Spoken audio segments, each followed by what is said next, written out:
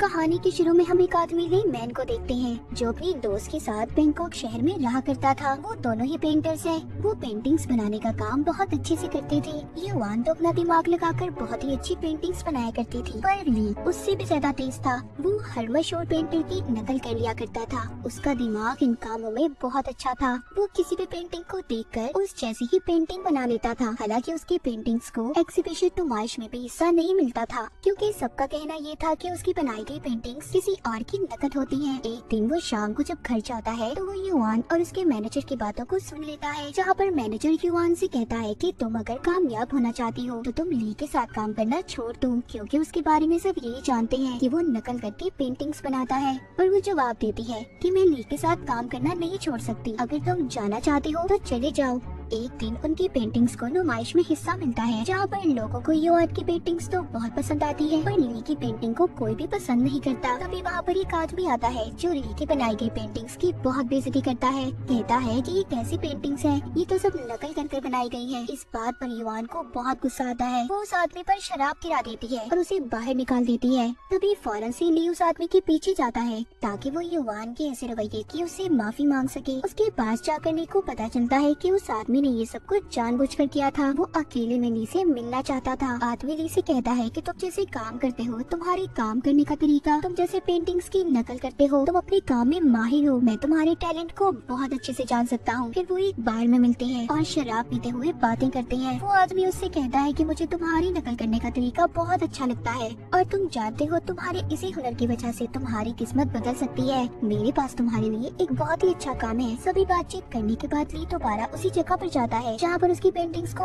नुमाइश के लिए लगाया गया था। वहाँ जाकर वो अपनी पेंटिंग को ही जला देता है जिसकी बेइज्जती की गई थी। ली अपने इस काम से बहुत खुश था। ये सब करने के बाद वो उसी आदमी को बुलाता है जिसने ली की पेंटिंग की जानबूझकर बेइज्जती की थी। मिलकर उसे कहता है कि मैं तुम्हारे साथ काम करने के लिए तैयार हूँ और बताओ मुझे किस तरह की पेंटिंग्स बनानी होगी। वो आदमी ली को $100 का नोट देकर कहता है इसकी नकल। यहाँ पर ली को पता चलता है कि वो आदमी तो उससे बहुत सारे नकली नोट्स बनवाना चाहता था ताकि उन नोट्स को कोई पहचान न सके। वो कहता है कि हम इतने ज्यादा नकली नोट नहीं छाप सकते, इसीलिए मैं तुम्हारे हुनर का इस्तेमाल करके कामयाब हो सकता हूँ। मैं तुम्हें इस काम में अपनी टीम का हिस्सा बनाना चाहता हूँ। ये बात सुनकर पहले तो ली थोड़ा परेशान हो जाता है क्योंकि ये काम गैर कानूनी था, पर जब वो ये बात सोचता है कि इन सब के बाद वो बहुत से पैसों में खेलने वाला है तो वो इस काम को करने के लिए मान जाता है। ये सब बातचीत करने के बाद ली वापस से जब अपने घर जाता है तो देखता है युआन भी घर छोड़कर चली गई थी, क्योंकि जिस पेंटिंग को ली ने जलाया था उसके पैसे युआन को भरने पड़े थे। अगले सीन में हम देखते हैं कि ली उस आदमी के साथ एक प्राइवेट प्लेन में है। वो दूसरे शहर जा रहे थे। ली उस आदमी से कहता है कि मैं अब वापस तभी आऊंगा जब मैं बहुत सारे पैसे कमा लूंगा। मैं तभी युआन के पास जाऊंगा। उस प्लेन में उस आदमी के साथ उसकी और भी साथी थी जो नकली नोट को प्रिंट यानी छापने और बेचने का काम करेंगे। यहाँ पर सबसे अहम काम ये था कि नोट्स को प्रिंट करना।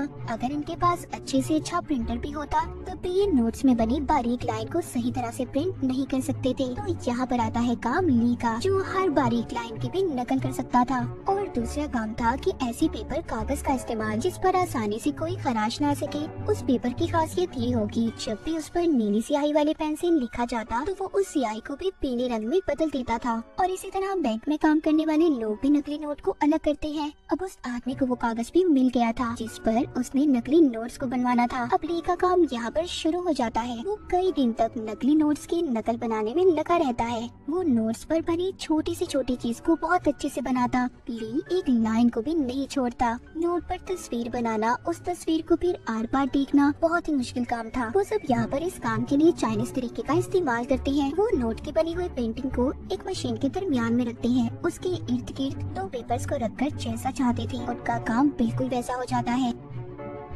अगला काम नोट को छापने का था। उस आदमी की टीम का एक आदमी अपनी महारत से बहुत अच्छे से उन नोट्स की बारीकी को भी सही तरह छापता है। वो देखते हैं उनका हर काम बिल्कुल ठीक तरह से होता जा रहा था। वो हर टेस्ट में पास हो गए थे। उन्होंने उस पेपर को भी ढूंढ लिया था जिस पर इन्होंने नोट्स को छापना था। वो एक कंपनी में जाते हैं जहाँ पर वो कंपनी उसी पेपर का इस्तेमाल करती थी। उसका साइज नोट छापने का बिल्कुल ठीक था, इसीलिए वो आदमी बहुत सारे पेपर खरीद लेता है। यहाँ पर कोई उन लोगों पर शक ना करे, इसलिए वो सब कह देते हैं कि उनकी कंपनी किताबें छापने का काम करती है, इसीलिए वो इस पेपर को खरीदना चाहते हैं। अब उनके पास वो पेपर भी पहुंच जाता है। उन्होंने बहुत से नकली नोट्स बना लिए थे। वो एक कबाड़ी की दुकान के जरिए अपने काम को शुरू करते हैं और अपने बहुत सी कस्टमर्स तक नकली नोट को पहुंचा देते हैं। 6 महीने तक ली उस नकली नोट छापने वाले आदमी के साथ बिजनेस करता है। अब वो ली का बॉस बन गया था, जिसके बाद ली वापस से अपने शहर में आ जाता है और अपने दोस्त युआन के घर जाता है, क्योंकि उसके पास उसकी एक चीज थी जिसको वो वापस करने गया था। वो युआन से वहाँ पर नहीं मिलता, उस चीज को वो रख कर वापस आ जाता है।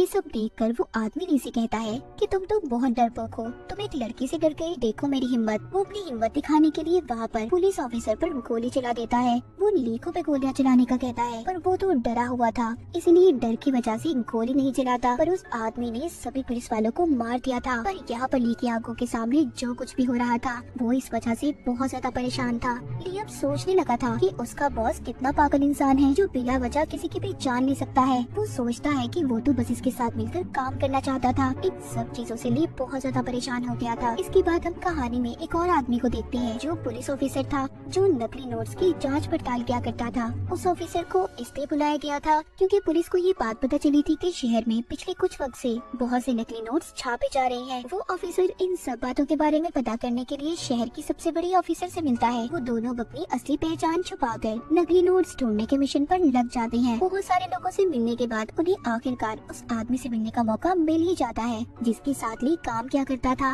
यानी कि ली का बॉस। वो दोनों उस कश्ती में पहुंच जाते हैं जहाँ पर वो उससे मिलने वाले थे, पर वो खुद नहीं था, बल्कि वहाँ पर ली के बॉस की आदमी थे। वो दोनों ऑफिसर को जानने के लिए उनकी काफी छानबीन करते हैं, पर उन्हें उनकी सच्चाई का पता नहीं चलता। इसीलिए ली के बॉस के आदमी उन पर भरोसा कर उन्हें अपनी टीम में शामिल कर लेते हैं। दूसरी तरफ ली अपने बॉस के पास जाता है और उससे कहता है कि सॉरी, अब मैं आपके साथ काम नहीं कर सकता, मैं आपकी टीम को छोड़कर जा रहा हूँ और मैं जल्दी आपके लिए एक ऐसे आदमी को ढूंढ लूंगा जो आपके साथ मिलकर काम करेगा और पेंटिंग्स भी बना लेगा। ली का बॉस इस बात को मान जाता है और कहता है ठीक है, तुम जाना चाहते हो, तुम जा सकते हो। इसी तरह काफी वक्त गुजर गया था। हम देखते हैं कि ली के बॉस के आदमी पूरी दुनिया में फैल गए हैं और मजे से नकली नोट्स को फैलाने का काम कर रहे हैं। इस काम से वो बहुत सारे पैसे कमा रहे थे और साथ ही साथ उनके नोट्स की मांग भी बढ़ती जा रही थी। शहर का एक डॉन भी नकली नोट्स को खरीदना चाहता था। वो इसीलिए ली के बॉस को बुलाता है ताकि वो उससे नकली नोट खरीद सके। पर हमें यहाँ पर एक और बात पता चलती है कि बहुत वक्त पहले डॉन ने ली के बॉस की डैड को मार दिया था। ली का बॉस यहाँ पर नकली नोट तो डॉन को देने आया था, पर वो उसे मारना भी चाहता था। वो अपने डैड की मौत का बदला लेने आया था, इसलिए यहाँ पर वो ली को भी अपने साथ ले आता है और कहता है कि तुम्हारी जैकेट में जो बॉम्ब है उसे चला दो। लेकिन बेचारा डरा हुआ ली ऐसे करने से मना कर देता है। पर कुछ देर के बाद बाहर खड़ी कार में बहुत बड़ा धमाका हुआ था। तभी वहाँ पर गोलियां चलना भी शुरू हो जाती हैं। इस धमाके में डॉन और उसके सभी आदमी मारे गए थे, लेकिन इस धमाके में एक लड़की बच जाती है जो डॉन के साथ काम किया करती थी। वो डॉन को नोट्स असली है या नकली इस बात के बारे में बताया करती थी। वो लड़की भी अब ली और उसके बॉस के साथ मिलकर काम करने लगी थी। इस तरह ली की उस लड़की के साथ काफी अच्छी दोस्ती भी हो जाती है। ली के बॉस को काम करती काफी वक्त गुजर जाता है। अब वो लोग अपने काम से लंबी ब्रेक लेते हैं, यानी कि उन लोगों ने अपने काम को कुछ वक्त के लिए रोक दिया था। ली दोबारा से अपने शहर में अपने बॉस के साथ वापस आ गया था। वो युआन के घर जाता है। वो देखता है युआन एक बहुत ही मशहूर पेंटर आर्टिस्ट बन गई थी। उसने अपनी 1000 से ज्यादा पेंटिंग्स को बेच दिया था। लेकिन जब ली को ये बात पता चलती है कि युआन ने मंगनी करनी है और वो बहुत जल्दी शादी करने वाली है, तो उसे बहुत दुख होता है। उसका बॉस कहता है कि तुम अगर युआन को इतना पसंद करते हो तो तुम्हें उसके लिए लड़ना होगा, तो उसे बताओ कि तुम उसे कितना पसंद करते हो। ये सब कहने के बाद बॉस ली को अपने साथ ले जाता है, जहाँ पर शिप पर उन्होंने मीटिंग करनी थी। पर साथ ही ली के बॉस को उस ऑफिसर का भी पता लग गया था, जो इनकी टीम में शामिल होकर खुफिया तौर पर छानबीन कर रहा था। ली के बॉस को यहाँ पर एक और बात पता चलती है कि उनके पीछे पुलिस इस वजह से लगी हुई है क्योंकि उनकी टीम के आदमी ने असूल को तोड़ा था, जो नोट छापने का काम किया करता था। उसने नकली नोट से एक घड़ी खरीदी थी और उसी की वजह से पुलिस इनके पीछे थी। ली का बॉस उस आदमी को पकड़ लेता है और साथ ही ये भी कहता है कि तुम्हें और तुम्हारी फैमिली को अब मरना होगा क्योंकि तुम्हारी वजह से हम सब मुसीबत में हैं। तुमने हमारे काम के असूलों को तोड़ा है। वो आदमी बहुत मिन्नतें करता है कि उसे ना मारे, उसे छोड़ दे। यहाँ पर ली भी उस आदमी को बचाने की कोशिश करता है, पर बॉस उसे भी पीछे कर देता है। बॉस उसे मार देता है।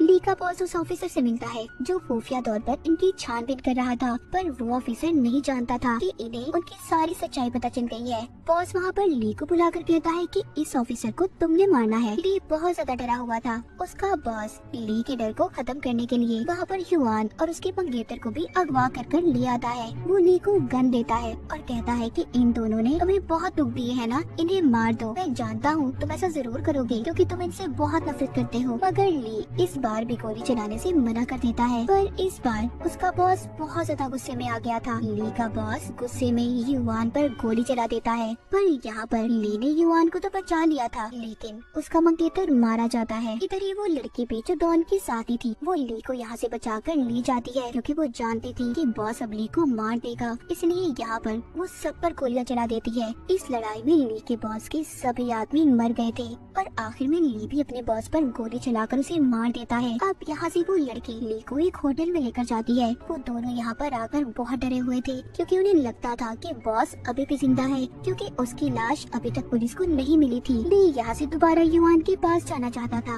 ये देखने कि वो ठीक है या नहीं, पर वो लड़की यहाँ पर ली को जाने से बहुत रोकती है। वो कहती है मत जाओ, तुम्हारी जान को खतरा हो सकता है। पर ली नहीं रुकता और वो चला जाता है। जाते हुए रास्ते में ली ने एक गलती कर दी थी। वो एक नकली नोट को चला देता है, जिस वजह से पुलिस ने भी अब उसे पकड़ लिया था। उसे पुलिस स्टेशन ले जाया जाता है जहाँ पर पुलिस उससे पूछताछ करती है। पर ली उन्हें कुछ नहीं बताता क्योंकि वो बहुत ज्यादा डरा हुआ था। वो जानता था कि अपने बॉस के बारे में वो पुलिस को कोई भी बात बताएगा तो उसका बॉस उसे मार देगा। इसीलिए ली पुलिस को कुछ भी नहीं बताता। कुछ दिन बाद ली से मिलने युआन आती है। वो भी उसे सब सच बताने का कहती है और उससे ये भी वादा करती है कि वो उसे यहाँ से छुड़ा ले जाएगी। यहाँ पर पुलिस और ली के दरमियान में ये बात तय होती है कि अगर वो पुलिस को सब कुछ बता देगा तो पुलिस उसे छोड़ देगी। ली फैसला करता है कि पुलिस को वो सब कुछ सच बता देगा। वो अब यहाँ पर अपनी पुरानी जिंदगी के बारे में बताता है कि कैसे वो अपने बॉस से मिला, कैसे उन लोगों ने नकली नोट्स बनाने का काम किया और कैसे उसने पहली मर्तबा अपनी आंखों के सामने किसी आदमी को मरते हुए देखा। अपने बॉस के बारे में सब कुछ बता देता है। उसने उसकी तस्वीर भी बनवा दी थी और साथ ही साथ उस लड़की के भी जो पहले डॉन के लिए काम किया करती थी। पुलिस हर जगह उन दोनों की छानबीन और उन्हें ढूंढने में लग जाती है। जो पुलिस ऑफिसर ली के बॉस को ढूंढ रहा था तभी वो देखता है वैसे ही शक्ल का आदमी पुलिस की यूनिफॉर्म पहने फिर रहा था। तभी पुलिस वाले उसे पकड़ लेते हैं। पर छानबीन करने के बाद पता चलता है कि वो आदमी तो कब से पुलिस के लिए काम कर रहा था। तो ये ली का बॉस कैसे हो सकता है? पर बिल्कुल इस पुलिस वाले की शक्ल का आदमी ही ली का बॉस भी था। और यहाँ पर अब हमें पता चलता है इस कहानी का असल राज। ली और उसका बॉस दोनों एक ही आदमी थे, यानी कि ली ने अपने ही दिमाग में एक ऐसे इंसान की कहानी को बनाया था जो नकली नोट बनाने का कारोबार किया करता था ताकि वो कभी ऐसे सच का सामना ही न कर सके कि वो एक बुरा इंसान है, यानी कि नकली नोटों का कारोबार ली ही कर रहा था। उसने अपने आप को सबके सामने बहुत ही सीधा इंसान बनाकर पेश किया, यानी कि जब भी कहानी में बॉस ने गलत काम किया वो कोई और नहीं बल्कि ली ही किया करता था। वो ही अब तक सबको मार रहा था। यहाँ पर एक और हैरान कर देने वाली बात सामने आती है कि जब जेल में ली को युआन छुड़वाने आई थी और उसने ली से ये भी कहा था कि सब सच बता दो, वो लड़की युआन नहीं बल्कि जो डॉन के साथ काम करती थी। वो लड़की ली को बहुत पसंद करती थी। पर जब डॉन के घर धमाका हुआ तो उस धमाके में उस लड़की का चेहरा खराब हो गया, इसीलिए उसने अपने चेहरे की सर्जरी करवाकर अपना चेहरा युआन जैसा बनवा लिया और इसीलिए वो जेल में आई थी सिर्फ ली को बचाने के लिए। इसके बाद प्रेजेंट यानी कि मौजूदा वक्त में हम ली और उसी लड़की को देखते हैं जिसका चेहरा अब युआन जैसा था। वो युआन बनकर अपनी जिंदगी गुजार रही थी। जो वो लड़की उससे पूछती है कि तुम मुझे पसंद करते हो, वो कहता है नहीं, मैं सिर्फ असली युआन से प्यार करता हूँ। अगले दिन ये दोनों कश्ती में शहर से दूर जा रहे थे ताकि इन दोनों को कभी भी पुलिस ना पकड़ पाए। यहाँ पर रास्ते में वो लड़की बताती है कि मैं घंटों से कश्ती को यहीं पर घुमा रही हूँ, हम अभी भी इस शहर में है। वो कहती है ली अगर तुम मेरे नहीं तो किसी के नहीं, मैं तुम्हें और खुद को मार लूंगी। तभी पुलिस ने भी उनका पीछा करते उन्हें यहाँ पर घेर लिया था। मगर उनकी कश्ती में यहाँ पर धमाका होता है। उस धमाके में ली और वो लड़की दोनों मर गए थे। आखिर में हमें दिखाया जाता है कि पुलिस वाले युआन के पास जाते हैं। जब युआन ली की तस्वीर देखती है तो उसे याद आता है कि ली तो उसका पड़ोसी था। यहाँ पर पता चलता है कि ली और युआन के दरमियान में कभी कोई रिश्ता ही नहीं था। ली ने सारी कहानियाँ अपने दिमाग में खुद ही बनाई हुई थी कि वो युआन को पसंद करता है। युआन से तो कभी उसका कोई रिश्ता ही नहीं था। और इसी के साथ ये कहानी यहीं पर खत्म हो जाती है।